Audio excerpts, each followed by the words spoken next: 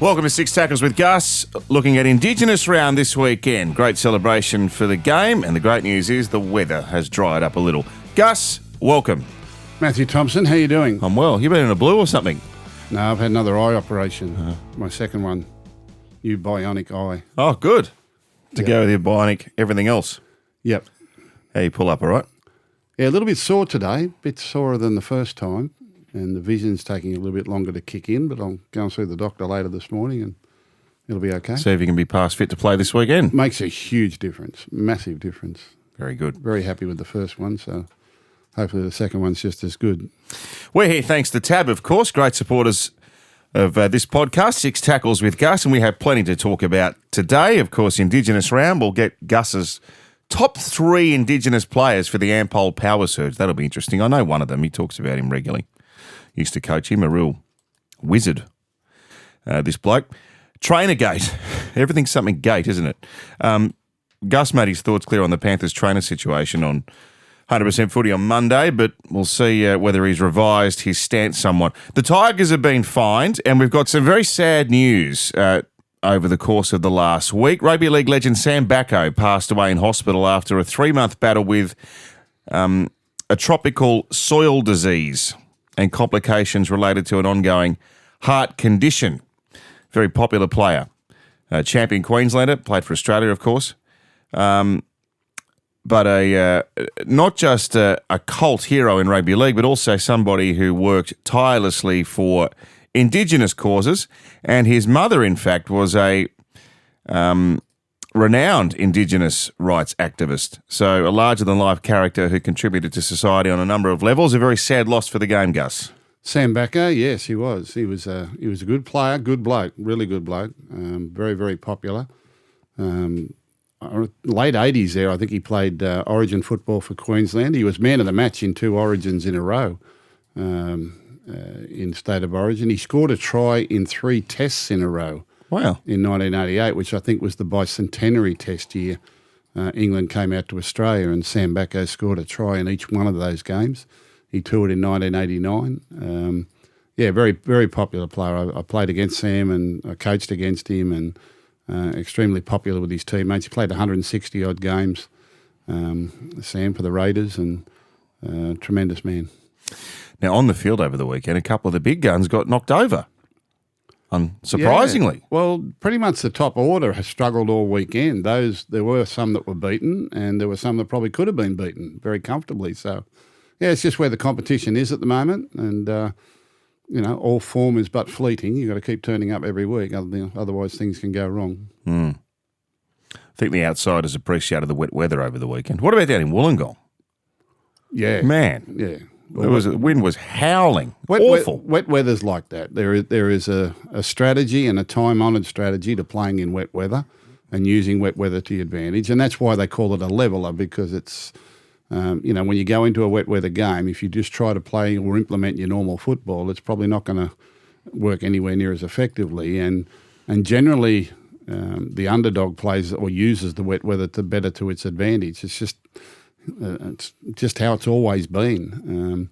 But there were some sides that handled the conditions really well on the weekend and some that didn't. And there were some games where both sides did, and it was a pretty narrow result either way. All right, let's rip into the podcast for this week. No, dear oh, dear oh. On the subject of wet weather. The fans who brace the conditions for Magic Round in the NRL deserve free entry for the rest of the season. Yeah. Maybe the rest of their life. Yeah, we've got some really solid fans, haven't we? That turn up in wind and rain and terrible conditions and sit in the crowd, particularly when everything's on TV. But that's, our crowds have been outstanding over the last couple of seasons, and pretty much ever since COVID, people have enjoyed getting about and watching live sport again, and the live product is very, very good these days. Clubs do a great job of making game day very enjoyable. And there are people that, football is a big part of their life. It's a big part of what brings their family together. And, they save up all year to buy that membership to have that reserve seat. And come hell or high water, they're going to go and sit in it and cheer for their team. And it's as simple as that. And it's an important part of their routine. It's an important part of their life. It's amazing how sport, what it means to family life and what it means to communities, and that's why it's so important. That's a real test of the fans' loyalty, though, going to Newcastle on the weekend for Magic Round. It's the first NRLW Magic Round. The conditions couldn't have been worse. Awful. Well, they were terrible on Saturday. I wasn't there Saturday, but the Bulldogs played on Saturday, so I watched that game, and yeah, it was horrific. But Sunday was bitterly cold, a strong wind blowing straight down the ground. And I got to Newcastle a bit early because I didn't want to be late. So I always get there early. And there were people lining up outside the gates. Really? Waiting to get in. And, those that turned up deserve a medal. And they sat there all day through the 3 games. And they were entertained. The girls put on a good weekend of rugby league. Yeah. So in Wollongong, I'm sure it's happened before because that ground is prone to be exposed to bad weather down there. But there was not one person on the hill. Not one. No. There are some places to sit and there are some that aren't to sit. Well done if you brave the conditions for the footy over the weekend. Adam Dewey's best position is in the halves. No. Don't know. I don't know. And I don't think anyone's ever really known with Adam. He probably sees himself as a playmaker and likes to get his hands on the ball a little bit more, but he's a great athlete. He's had to overcome some horrible injuries over the time, and he hasn't played a lot of football in recent years, but he still retains his speed. He's a great athlete. Brad Fittler coached him many, many years ago in the Lebanon team and said he'd make a dynamic centre in a really good side.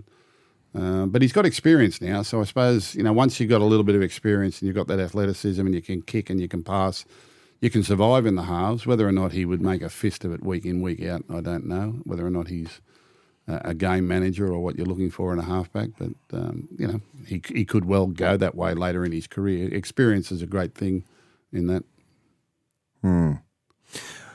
I'm conscious there's salary cap and all those sorts of things, and he's obviously spent a long time out of the game with knee injuries, but I cannot comprehend why the West Tigers would entertain letting him go. Yeah, well, I don't know what their salary cap is, and I don't know what their thought process is around that, but to me he would seem a valuable player. I guess when you look at the amount of games or the amount of games he hasn't played in the last few years in this most recent contract, they'd be thinking that he probably owes them something. Adam Dewey's getting to a stage of his career where, his career's not at the end, but he can see it on the horizon. He's not getting any younger, so he probably feels now's the time to go out and cash in on whatever reputation or whatever people are prepared to pay him. My understanding is he wants to stay at the club. Well, they'll work it out. If he wants to stay and they want him to stay, they'll work it out. But just finding the right value for that, it's hard when someone's had multiple injuries. You probably want to see a couple of seasons of consistent training and playing before you jump in again at big money. What are they offering? $350,000. I believe it's up around 5. West Tigers. And the Dragons is a bit more than that? No. Or have I got it the wrong way around? I got it the wrong way around. Right. Anyway, that's all media well, stuff. So yes. You wouldn't know. The Dragons is about $300,000 more over the 2-year period. Yeah, well, 2 or 3 years ago, Adam Dewey was selling himself for a hell of a lot more than that. Like a hell of a lot more than that. So, there's probably been some realisation from his perspective that he's got to put some consistent games on the field. And well, he's been back for 12 months now. Yeah, but he hasn't played every game this year, has he? Pretty much. Has he? Yeah. Well, they'll work it out. But players with his versatility, do you find them valuable to a roster? Yeah, versatility, but that's about the money for a versatile player. Unless they're sort of commanding one position and it's an important position. If you're a fullback, if you're a half or 5'8", if you're a lock forward these days, and recently he's made some sort of transition into the lock forward position, thinking they can be a ball player there. He's probably, what position is he? You're asking me. I don't know. Where would you play him? I don't know. I don't know. We contemplated years ago as to whether or not he could convert to a halfback. But our mail was at the time was that he was very suspect to a knee injury very, very soon. That was the mail that we got. And he did, in fact, do another ACL very, very soon after that. Right. So we didn't entertain that thought again. We spoke to him several years ago, and we sort of, in our due diligence, it just came across that, look, his leg's not right and he's pretty susceptible. And in fact, he did, not long after that, suffer another ACL, which was I think it was his third or fourth one. But, Adam's a talented player. What position does he play? So what do you pay him? The answer's too hard. I can't give you an answer. But, 350, 400,000, that's that utility, average first grade player. What's the salary cap now? Getting up towards 11.5 million, for 30 players. So the average wage is just under $400,000 a year. So they've offered him an average wage for a first grade player. So that's where they see him. Mm-hmm. I think he would see himself a little better than that on his best day, which he probably is. He's probably an above average player. But in what position and in what team? Good goal kicker. Yeah, he's put a lot of time into his goal kicking. He kicks well. Kicked a field goal to win a game earlier this year from a long way out. That was the penalty goal at Leichhardt, was it? Oh, penalty goal. Yeah, but he has kicked field goal. Oh, he does everything. Yeah. He's a good player. But, the people who know him best are the people that see him every week, and that's how they've valued him. So there'll be a reason behind their thought process. Mm-hmm. No Herbie, no Dolphins. No. It's a loss. It's a loss, but they've got over several positional losses this year. No, they've got people that can accommodate that. Now that Nikorima's back and the halves are back together, Dolphins are a very, very dangerous team. I was just going to say to you, if you finish fifth and they're eighth, you'd be terrified of playing them. Anyone would be terrified of playing them in the finals. I think we've proven anyone can beat anyone in this competition at the moment. When the Titans nearly beat the Panthers the other day, anyone can beat anyone in this competition at the moment. That's just how the football is. So, regardless of who you play at finals time, if you're in a sudden death, you're in a sudden death, and either side can win. People have said that it's been impossible to win outside the top four. That's only because no one's done it. I don't think the data sample is anywhere near big enough to say that that's a certainty. It makes it hard. There's no risk it makes it hard to play 4 weeks in a row. But the Panthers played 4 weeks in a row when they won their first premiership. They lost their first game and then won the next 3. So you can survive a month of football at that time of year if you've got the right personnel and everything's going well for you at that end of the season. So, Dolphin. Every player. You look over the years, teams that have won premierships. There's always been a major player missing. They get over it. There's always someone suspended or someone's injured.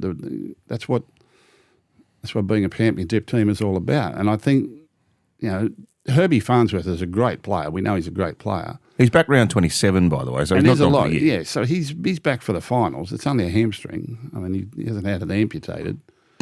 That'd be a bad hamstring. It's just a hamstring. So it looked a bit spectacular because he pulled himself up pretty quick. And they are sore when you first do them. But why didn't he pass the ball to the hammer? Well, I don't. We probably thought he was going to get there himself until the hamstring gave I was watching it preparing to call the swimming, and I'm like, pass it to the hammer. Pass it to the hammer. Why didn't you pass it to the hammer? Yeah. Well, he was too busy grabbing his hamstring. I'm just looking at this injury list for them. So Bostock gone for the year, Gilbert gone for the year, Plath gone for the year, Safidi gone for the year, Herbie round 27, Felice Kafusi suspended. 6 big names missing for them. It would be a big effort. But they're a terrifying team. If a team could come from the clouds to win it, it would be someone like the Dolphins. I love their defence at the moment. Yeah. They're not just getting into point shootouts anymore. They defended tough on the weekend. Yeah, they're a big, strong side, and they can defend very well. But they've got the kind of point scoring very, very similar to the Tigers in 2005.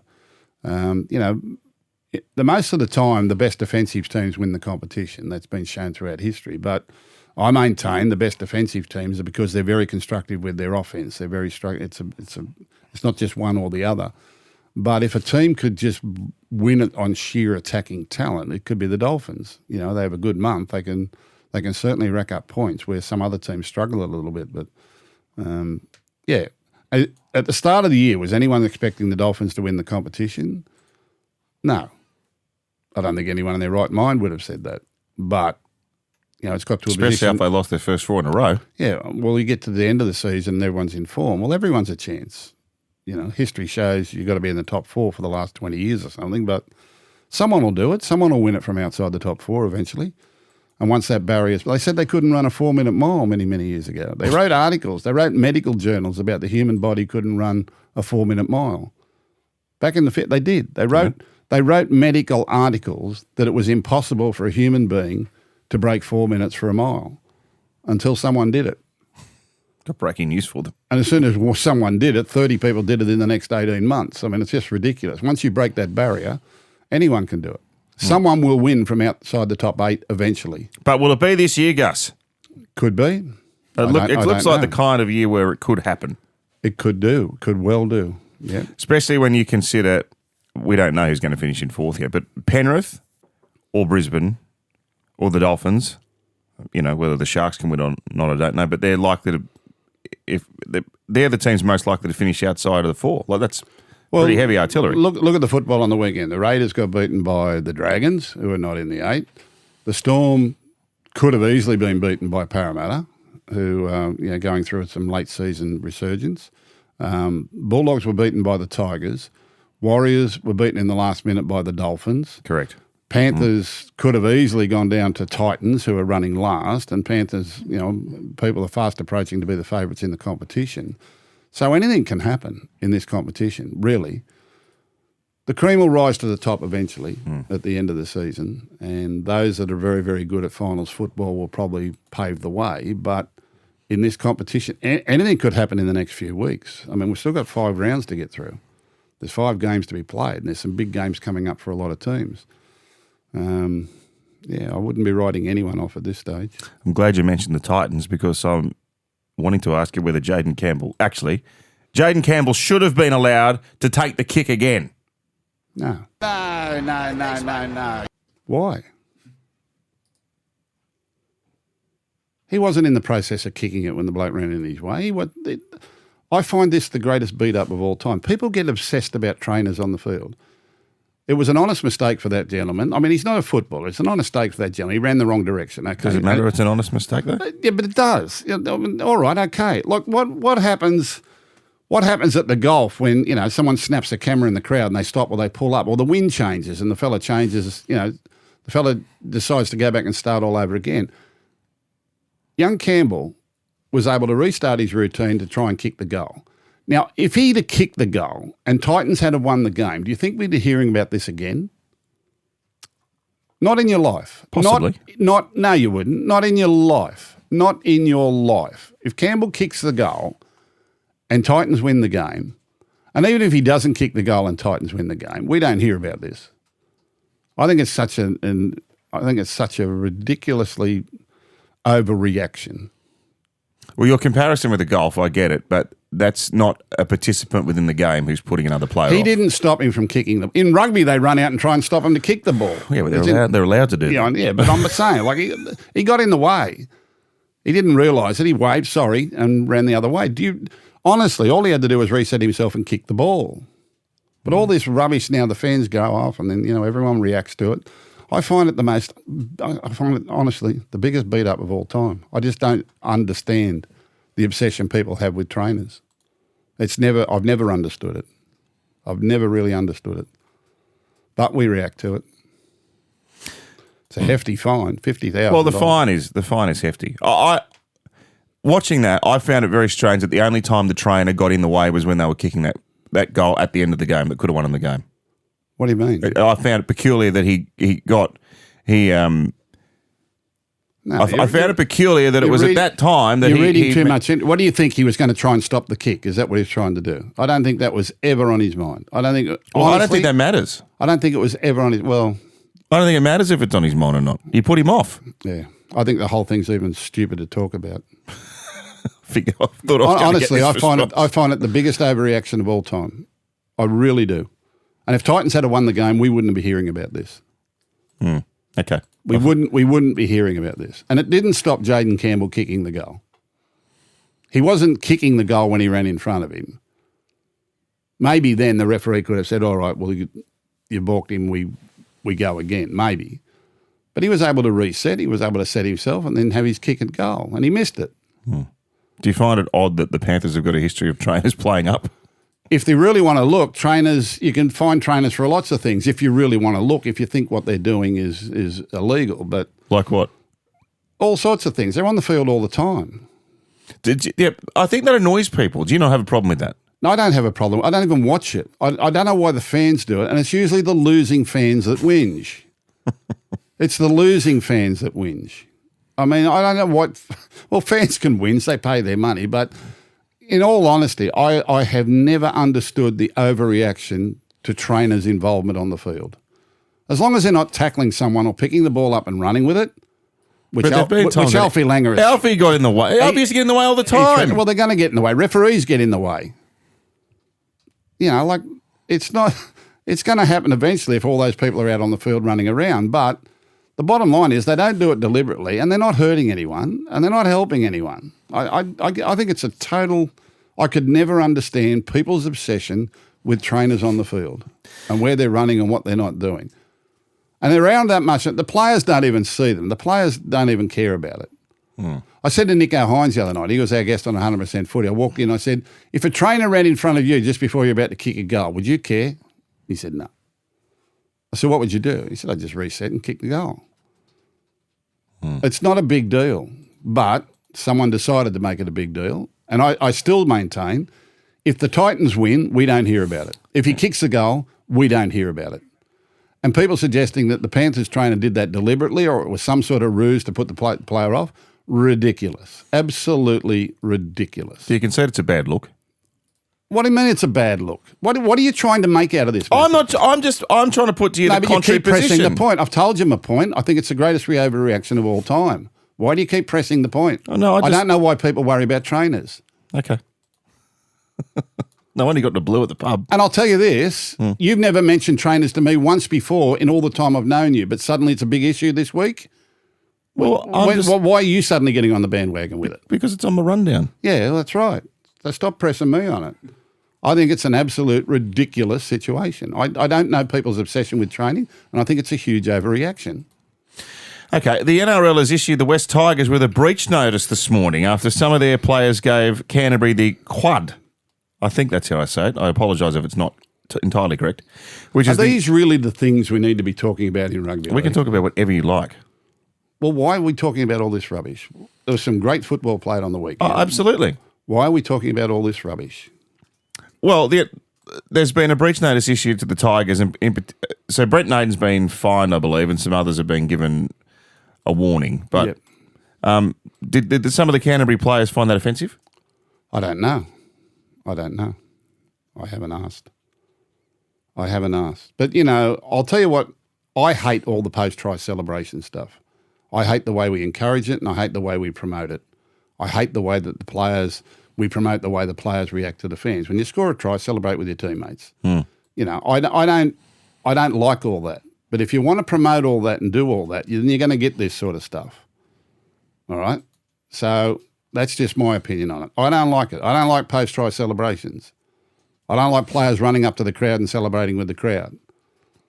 All right? Because that leads itself to whatever you're going to get. And this, you know, the legal deal with this. But you keep wanting to promote that stuff. You want the rain, you better put up with the mud. Yeah, I don't particularly like the post-try celebration stuff either. Either do I. But this is what's going to lead to. The NRL season is here for the best time in sport. Tab has the very best app in sport. Tab, we're on. What's gambling really costing you? For free and confidential support, call the number on the screen or visit the website. Ross wants to know. Good question, this one. Who's the best player you've seen whose career was cut short? First that comes to mind for Ross is Jarrell Yao-Yi, who had that horrendous broken leg. If you remember. Yeah, that was a bad one. But at least he got to play NRL.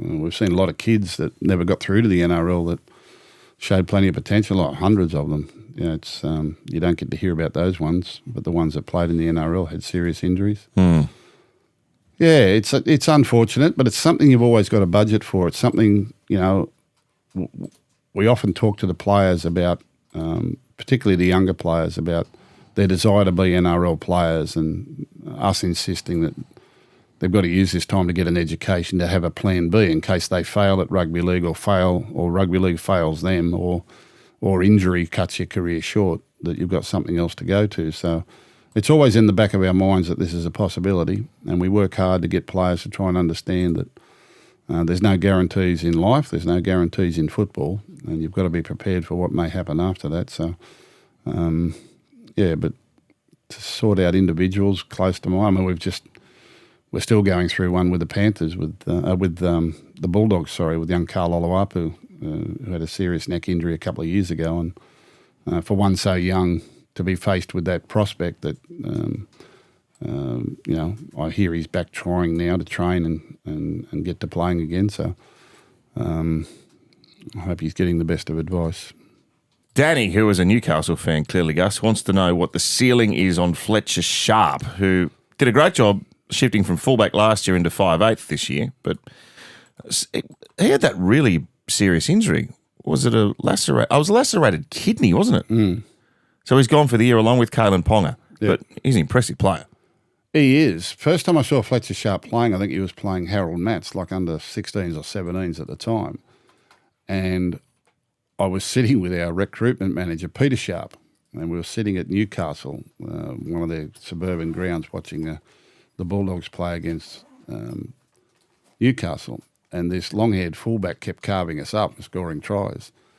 And I said to Peter Sharp, I said, "What's his name?" He said, "Fletcher Sharp." And I said, "Are you any relation?" He said, "No." I said, "Well, that's unfortunate."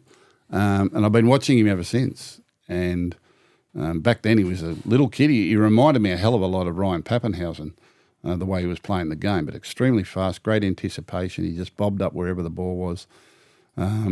And he's got bigger and taller and stronger. And, of course, getting into first grade, he gets his first run on the wing, but he's shown he can handle that. He's shown he can handle it in the halves. That's some suggestion he might even play halfback next year inside Dylan Brown. And he can certainly handle fullback. He's a dynamic player. Could you see him playing halfback? Yeah, probably. Yeah, in today's world, I mean, it's funny these days.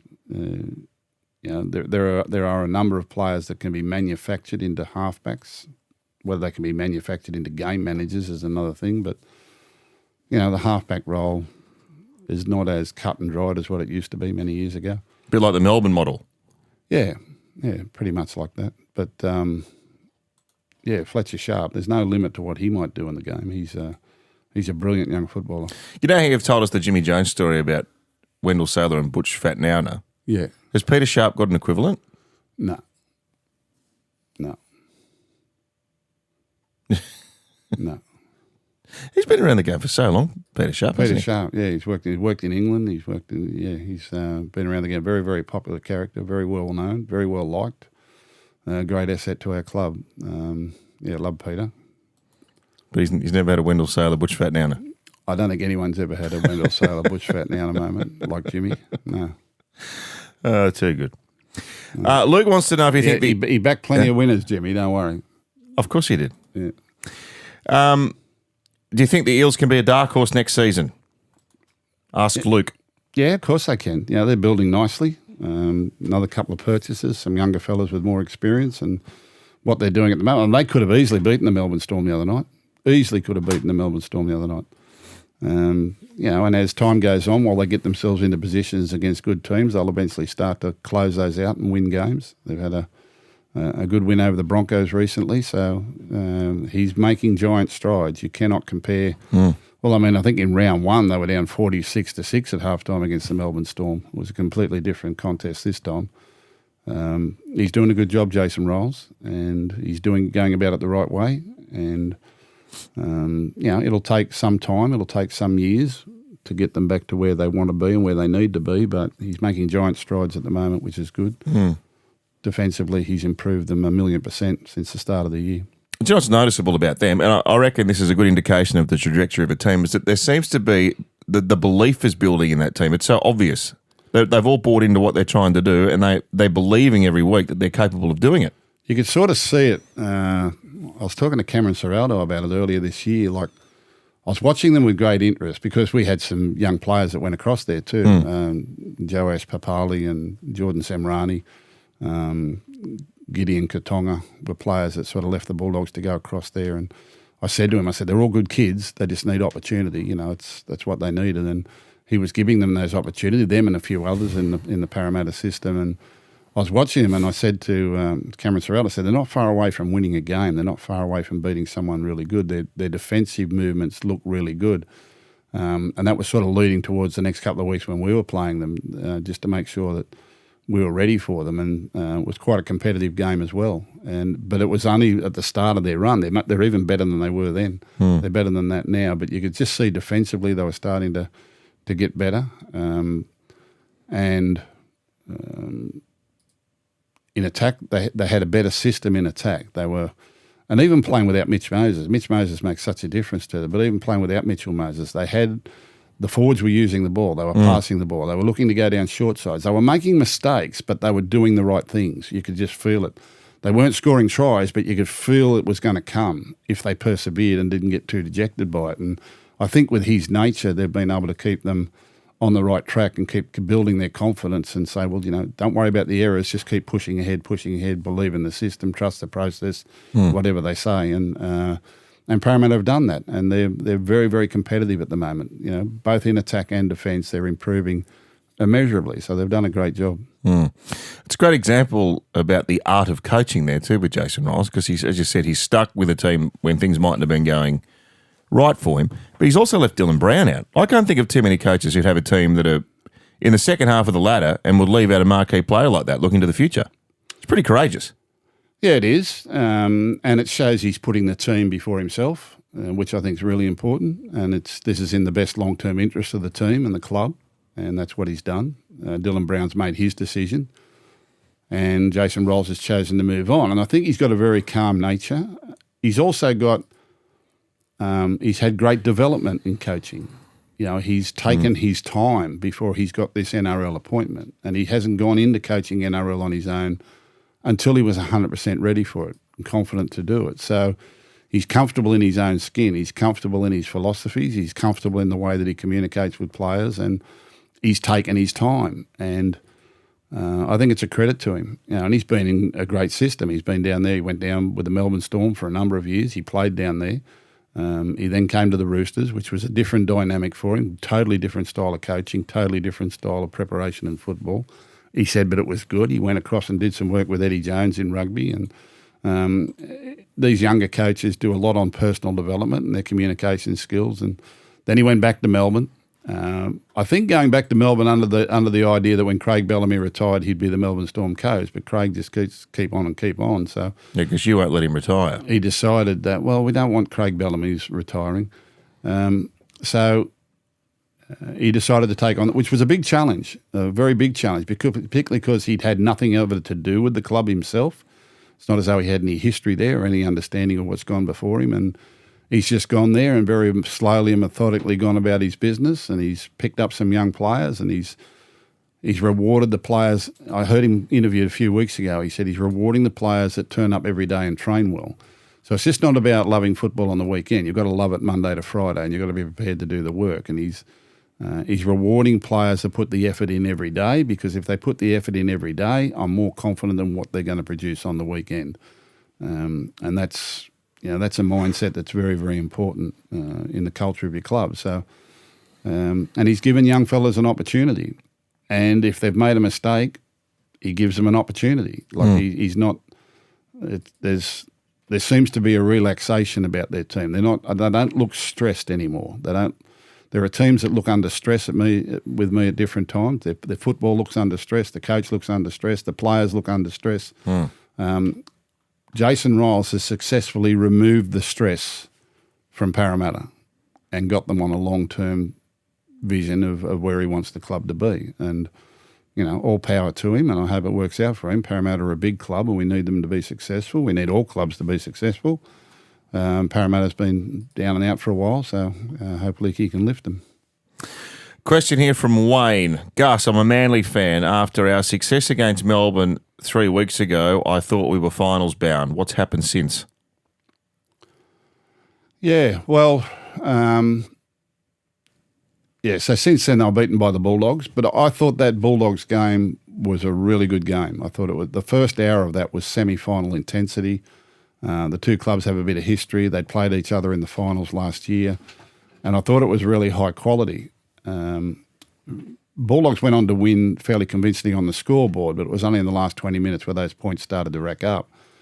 And I felt Manly, I watched them against the Roosters with interest the other night. I thought they looked really flat and they just struggled to come out of that performance. And I thought the Bulldogs were exactly the same. I thought the Bulldogs struggled to come out of that performance and they were looked a little bit flat on the weekend and they were beaten by the Tigers. So I think there was something in that Manly Bulldogs game that wore both sides out a little bit, and I don't think either side really recovered for it. Big occasion. Not taking anything away from the West Tigers. It was a big occasion for the West Tigers the other day and they handled it good. But I'm more interested in how Manly go this week as underdogs down there in Canberra to see whether or not they're ready to bounce back and make a run towards the finals. I wouldn't be panicking just the moment. The win in Melbourne was good, but Melbourne did have some players missing on that night. Manly all year have threatened to do something but haven't really risen to their best form consistently. I'd be reserving my opinion on Manly until I see them play against the competition leaders this Sunday. Now, the competition leaders have just been beaten by the Dragons. They'll have something to prove back at home. It'll be a really good test for Manly, and I think we'll get win, lose or draw. We'll get more of a guide about how Manly are going. Manly are good. They won 3 in a row. They went to Melbourne and beat Melbourne. I thought the scoreline was no indication of their effort in the Bulldogs game, and I thought that game probably flattened both sides, to be honest. And I'll be interested to see if the Bulldogs can bounce back out of that this week. But Manly too, I'm watching with interest how they go down at Canberra against the competition leaders. If they're to lose and a couple of teams above them, the Roosters and the Dolphins win, they're a couple of wins away from the finals. Everyone's walking a tightrope at the moment. Walking the tightrope. That's exactly what I was going to say. We'll preview the round, but they're under strength, man. They've got a few missing across the park. That is Ask Gus, thanks to Tab. For the best time in sport, Tab has the very best app in sport. Tab, we are on. Chances are you're about to lose. For free and confidential support, call the number on the screen or visit the website. Ampol Power Surge, Indigenous round this weekend. Gus's top 3 Indigenous players. Can we admit Andrew Walker? Because you always say he's a regular. Outside of Andrew Walker. Outside of Andrew Walker? Yes. Oh, crikey. Well, it starts and ends with Arthur Beetson, who, during my time was the best player in the game and one of the greatest of all time. Indigenous players, I think of Greg Inglis, who was a phenomenal athlete.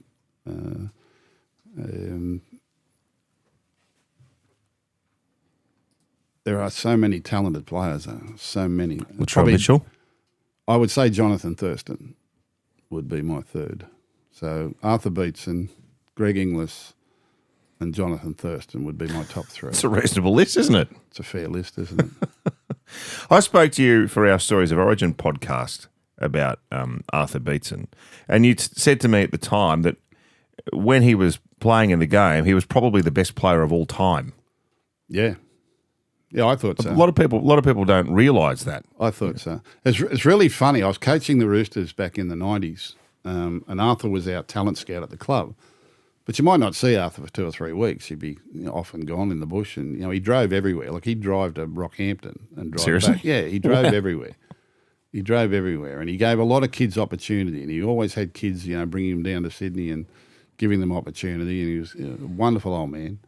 And he used to come to training a couple of nights a week every now and then and play cards against the staff. So while we were out training, he'd be playing cards and taking their money off him. And then he'd go to some car yard and play people for cards and take their money off. And then he'd go to some pub. He had about 4 or 5 joints. He used to go and play cards and win a few dollars. And he was a great card player. He was a real knockabout. Anyway, he's in at training. And we've got a big game. I think we're playing the Broncos up in Brisbane. We've got a big game coming up. And we're training at ES Marks Field, which is the athletics track in the eastern suburbs there near Moore Park. That used to be our home base for training. And I came in to get something, and Arthur's sitting there playing cards with the staff. And he said, "How you going, coach?" I said, "Good, Arthur." He said, "I think you'll win this week." I said, "Do you?" He said, "Yeah." He said, "I just think you'll win this week." He said, "You're going good." He said, "Oh, thanks." I said, "Do you want to come out and tell him?" He said, what? I said, do you want to come out and tell them? He said, I'd love to. So I took him out onto the field with me to talk to the boys, and the boys were sitting. I said, come over. I said, and Arthur sort of gave him a bit of a rev-up talk and told him how good they're going and all this sort of thing. And he sort of, he wandered off and was good, and was sort of training for a little while. And they weren't rude. They weren't not engaged, but it was kind of like I thought I'd get a better reaction than that, So I sort of pulled them in, and I said, "It's the greatest player of all time, Arthur Beetson, talked here." I said, "Did anyone realise, And I think it was Ivan Cleary said, could he play?" I said, "What?" That's gold. He said, "Could he?" I said, "Arthur," and then I realised that they weren't born when Arthur Beetson was playing. That's right. They weren't even born when Arthur Beetson was playing. Could he play? So I think we went into camp that week, and I went and got film of the 74 and 75 grand finals and showed them, and they went, "Wow!" Like a lot of our blokes had never seen Arthur Beetson play. You forget that the younger players today, weren't born in that era. Well, they're not even born in the 2000s now. Like I signed a bloke the other day who was born in 2011. Like, it's just ridiculous. What? 2011? It's just ridiculous. Was he mild mannered, Arthur? Yeah, very mild mannered. Very mild mannered. You wouldn't want to get his temper up. Well, no, but except because he's such a ferocious competitor on the field, most people would think he would be like that in everyday life. Very mild and self-effacing. Like he was the most humble, enjoyable company to be around. Loved his football, loved his players. He was just a really jolly bloke to be around. Loved life. He was, tremendous. Yeah, it was such a sad loss, but I'll never forget it. He said, could he play? Could he play? I said, could he play? I said, crikey almighty. But they weren't born when he played, and there wasn't a lot of vision of football back in those days. So I had to go and find a highlights tape of the 74, 75 grand final. Can't remember where I got it. They went, wow, big Arthur. It's the same thing with Laurie Daly. Arthur was a champion squash player. Yeah, I've heard he was great at everything. Yeah, natural sportsman, good at golf. Yeah. Why did he play cards so much? Love cards. What did he play? I don't know what he played. I didn't play cards. A euchre or something? Probably a euchre or something like that. Do you play cards? No. Do you know how to play poker? Yeah. I do. Yeah. Never learnt. Didn't you? No. No, I've got no patience for cards. I think you've told me this. I find that strange. I could imagine you be the bloke that sits there for 15 hours playing a game. No, I've got no patience for cards. I've got no interest in playing cards. I've got no interest in casino games, really. I mean, when we were young, we used to go to the casino for a night out, but I've had no interest in casino gambling. Unless they've got four legs and a saddle. Yeah, well, that's a different story. But, I've never had any interest in that sort of gambling and all that sort of gaming. But Arthur, lovely man, Arthur. Like, I couldn't find one person to say a bad word about Arthur, and he was a phenomenal footballer. And do you know the funny thing? He and Tommy were the two captains when Origin started. They became great friends, and they were like a double act, weren't they? Yeah, they toured the country. They toured the country. Yeah. Arthur was great. I played against Arthur in a reserve grade game. Might have been 6 weeks before he played the Origin game. If I remember rightly. Was he playing with Parramatta? Yep. Yeah. I was only a young fella. And he ran down a short blindside straight at me, and I hit him with everything I got. Hit him with absolutely everything I got. Got him down on the ground. I thought I'd done really well. And he picked me up and patted me on the back. He said, "Good tackle, son." Meanwhile, his fullback was scoring under the post. I hadn't stopped the ball. Very good. That's Gus's top 3 Indigenous players for Indigenous round this weekend, brought to you by Ampol, powering Australia's own sporting nation. We'll take a break and we'll have a look at all the action to come this weekend. Fans always ask, Lozza, what was the best era of league? And I tell them, nothing beats the line-breaking, flick-passing, goose-stepping, Vegas flying, turbo try-scoring, Origin drought-breaking, simply the best era of footy we're in right now. And with more market stats and insights, it's easy to enjoy the best era in footy with the best app in footy. Tab.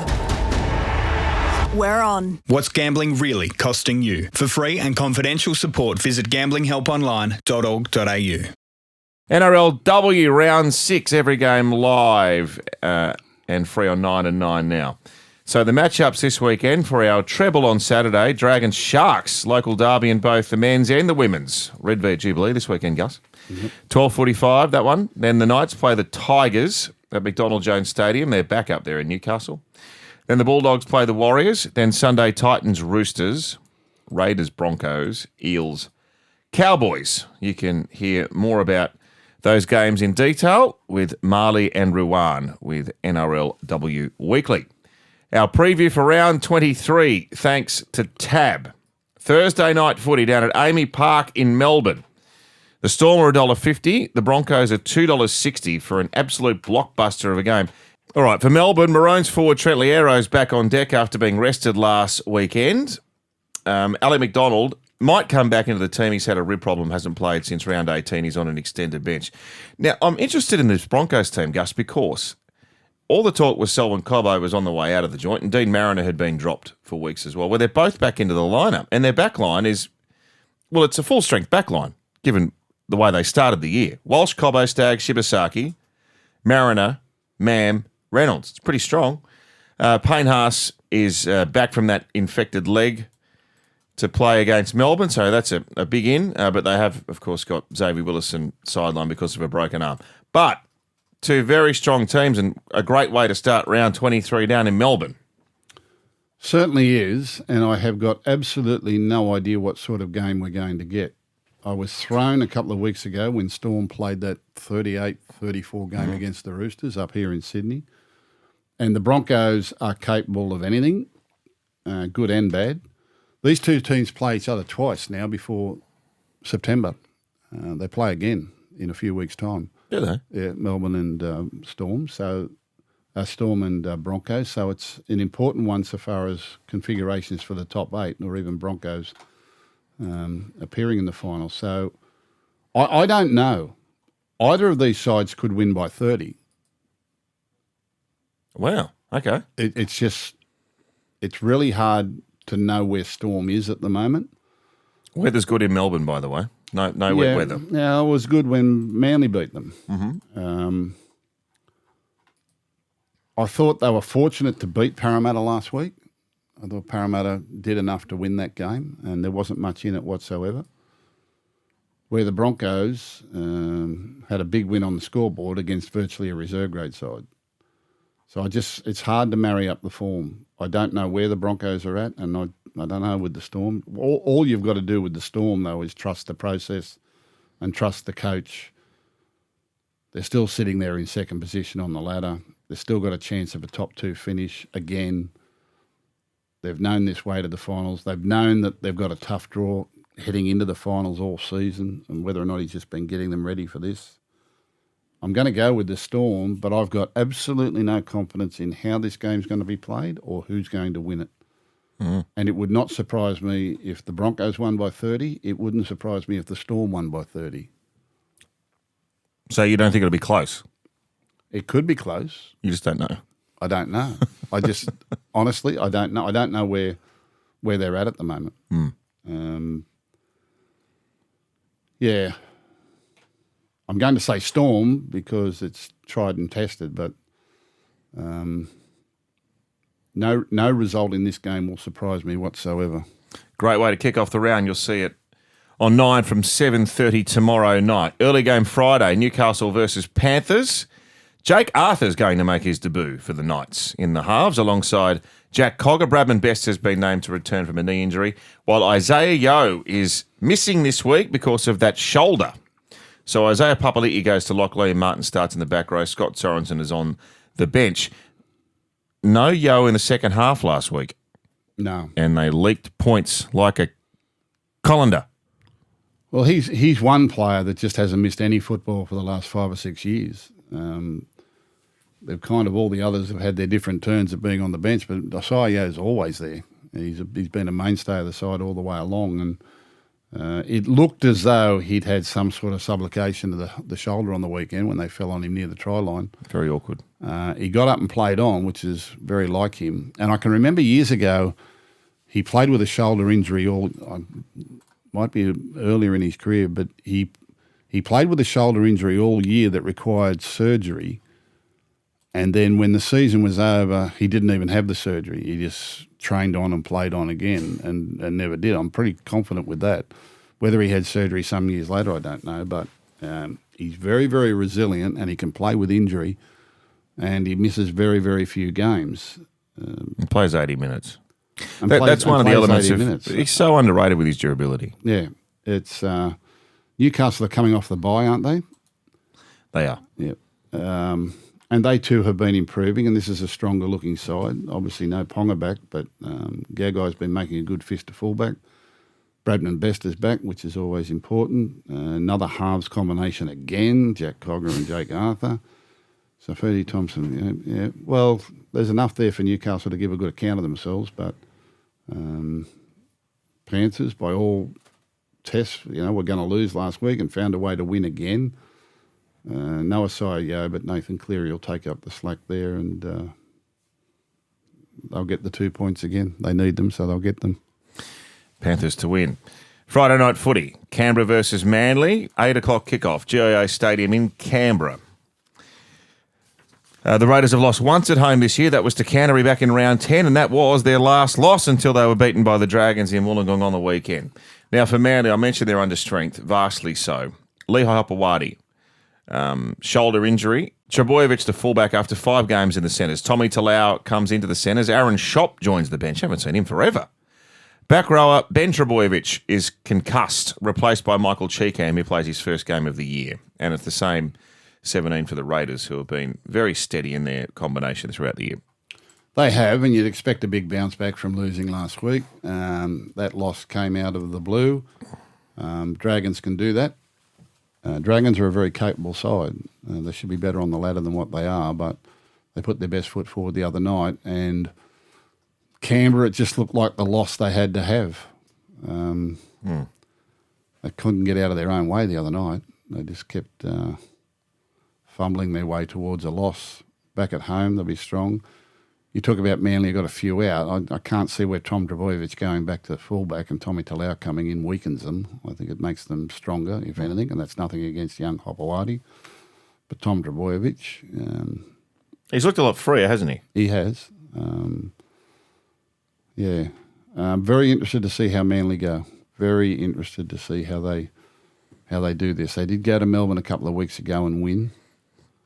I'm going to go with the competition leaders, the Raiders, but very interested to see how Manly come up. You win some, you lose more. For free and confidential support, visit gamblinghelponline.org.au. Dragon versus Shark. At Jubilee at 3 o'clock on a Saturday. And St George Illawarra coming off a win last week, so I'd imagine they'll be there in numbers. Shane Flanagan goes with the same 17. Just one change for Cronulla with Toby Rudolph onto the bench for Jesse Colquhoun. Yeah. Now, if the Sharks had their bye applied, they're on 12 wins. Are they not in front of the Warriors in 4th position at the moment? Yes. Yeah. Well, yes. They've been sneaking along steadily, playing nowhere near their best. It was an interesting conversation with Nico Hines on 100% footy the other night. And he said, because they were tweaking with their game and this and that. And I said, were you tweaking with the game, or was the club tweaking with the game because you were starting to lose confidence in what you're doing? And because it looks like they've gone back a little bit to the older system. And I thought their performance was good the other night, although the Cowboys were terrible. But, the Sharks are just getting along slowly there under the radar. I think they'll be far too good for the Dragon, even though it's the Red V at Jubilee. I think Shark will win the local derby. All right. Confident prediction there. I thought you might have been a little bit undecided. I think Sharks have got more points in them. Now, here's another cracker. Like, this is a big, big game, this one at 5:30 on Saturday at Suncorp Stadium, when you talk about prospects of making the top 8. The Dolphins play the Roosters. So, Herbie gone, so Tavita Nafahu slides into the centres after 2 games on the wing in rounds 19 and 20. Mark Nichols will start at prop in place of Felice Kafusi. That was a silly, silly thing for him to do and get himself suspended. And Fune Fuiaki's back in the lineup after being out with a thumb injury since round 19. And it's the same 17 for the Roosters that took care of Manly. Yeah, they played good against Manly. They're very dominant. Played strong right throughout in difficult conditions, but they were too strong for them. And Dolphins coming off a last-second win over there in New Zealand. So they've been across to New Zealand, back to Redcliffe, down to Sydney. Oh, no, they're playing in Redcliffe, aren't they? They're playing at Suncorp. Suncorp, yeah, okay. I'm going to go with... gee whiz, that's tough, isn't it? Donahue, Radley. I'm going to go with Rooster. Rooster. Well, that'd be big Who's for the favourite? Roosters. $1.80 Dolphins, $2 Roosters. That's fair enough. Yeah, I'm going to go with Rooster. Saturday night footy, Bulldogs versus Warriors at a Core Stadium. Same team for the Bulldogs. You mentioned Lachlan Galvin's been knocked around a bit, but he's been named hand and ankle injuries, but he's prepared to have a painkiller in play, we're told. Does that sound right? No, it's the scuttle. That's the scuttle. The scuttle. Well, you can refute the scuttle if you like. Yeah, big game for both sides. Yes, Harris Tavita back in the lineup. He missed last week. Very big game, particularly the Warriors, who have been on a little bit of a slide recently. Well, they should have won the other night. They were in front all the way. Yeah, that's true. Is it unfair to label the Titans versus the Rabbitohs the Spoon Bowl of 2025? It's going to have some bearing on it, isn't Absolutely, it is. It is. Khan Pereira's back on the wing for Philip Sammy. That's the most significant change there. Now, Latrell could come in for Souths. He's been named on the extended bench. He's had a quad problem, which has kept him out for 4 games. Brandon Smith's been named to return from a knee injury on the bench. And Jamie Humphreys and Peter Marmazelis have come through concussion protocols and will play. So there might be a little bit of respite in relation to the Rabbitohs injury crisis. Yeah, big test for the Titans. I mean, they were down and out at half-time the other day, stormed back to lead 26-24 and led with a minute to go until Nathan Cleary kicks a 41-metre field goal to send them into Golden Point, and then they lost it in Golden Point. It was a big effort. I don't know what to make of the game. I've never seen that happen to Penrith before, to concede that many points in a half of football, particularly when leading by that way. But they managed to get out of it, and just how that's psychologically what that's done to the Titans. You know what I think of them. They're a very talented side. South Sydney have been trying hard. The dam broke the other night against the Broncos because they just had too many out, and Wayne Bennett said they finally cracked. He said they've been really good, but it's just got the better of them at the moment, and that's never a good sign when a coach says that. Without much trust, I'll pick the Titan to win. Titan to win? Yep. Okay. Sunday footy, Parramatta versus the Warriors. With respect to the Parramatta lineup, Kalmatuilangi could come back. He's been playing in New South Wales Cup after returning from suspension. Sam Rani to the centres because Sean Russell's out. Walker starts at lock. Moretti goes to the bench. Sam Tuivasa. Geez, he's a big, strong front row, isn't he? He has a grade 2 medial ligament injury to his right knee and will miss the rest of the year. Now, the Cowboys have got 150,000 changes, but the most important parts are Taumalolo's back, Clifford's back, Vailea's back, Thomas McKayle's back, and they've changed their team up from there. Yeah, very disappointing the other day down at Shark Park in the wet weather with the Cowboys. I'd expect a reaction after that. Parramatta, again, could have easily beaten the Storm the other day. It's an interesting one. Who would have thought earlier this year that Parramatta would be starting favourites in a game against the Cowboys? I think we've seen a little bit of overreaction there in the market. I'm just looking at this Cowboys team. If there's any pride in the Cowboys team, surely they can win this one. They should be able to win this one. Wow. Going good though, Parramatta. Another interesting one. What a difficult round.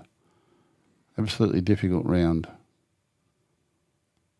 I'll go with Parramatta, but with no confidence. I thought you'd be bullish on Para.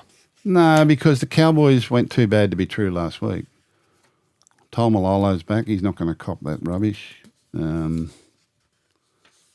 Yeah, I'll go with Parramatta. All right. So I'm going to go with... Can I run through the odds as you do it? So Melbourne, $1.50, Broncos, $2.60. These are on tab, of course. So you've tipped Melbourne there, but uncertain. I don't know. I don't know who will win that. I really don't know. Friday early game, Newcastle, $3.70, Panthers, $1.28. I think Panther will win that. Raider, $1.45. Manly 275. The Raider will win that. Dragons 285. Sharks $1.43. Shark will win that. You mentioned you like the Rooster. So it's Dolphins $2, Roosters $1.80. Rooster favourites. Yeah, I think Roosters will win. All right, Bulldogs $1.38, Warriors $3.10. Titans are what? The Titans are $1.45 favourites. Yeah, I think so. $1.45 favourites. I think they'll win. Man. Well, Would you be taking $1.45? No, Not with Gal's money. no. And Para $1.60. The Cowboys are $2.35.